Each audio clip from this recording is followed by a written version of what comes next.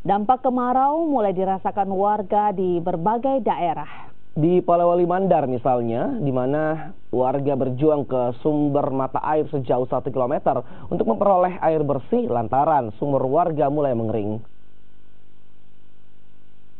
Memikul air menjadi aktivitas sehari-hari warga di Desa Mami, Kecamatan Binuang, Polewali Mandar.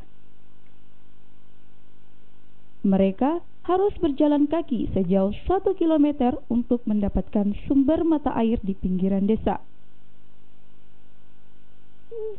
Memikul air mulai dilakukan warga sebulan terakhir, lantaran sumur warga mulai kering.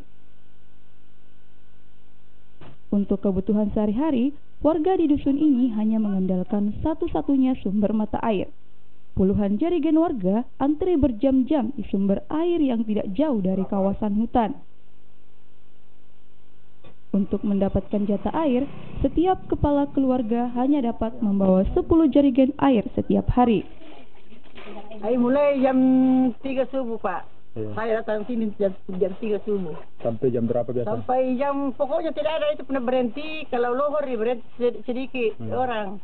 Tapi jam 1 mulai lagi sampai malam. Tiap hari ya begini, Bu? Iya, tiap hari. Sudah berapa tahun ini begini. Biasa berapa jerigen, Bu? Ambil. Kalau saya lebih 10 jerigen. Gitu. 3 kali naik pikul, baru berhenti lagi. Kan ngantri orang lain lagi ambil. Memikul air sudah menjadi rutinitas warga setiap musim kemarau tiba. Warga berharap pemerintah daerah dapat menyuplai air bersih ke wilayah yang kesulitan memperoleh air bersih. Edwin Arwan Pitu, Kompas TV, Polewali Mandar, Sulawesi Barat.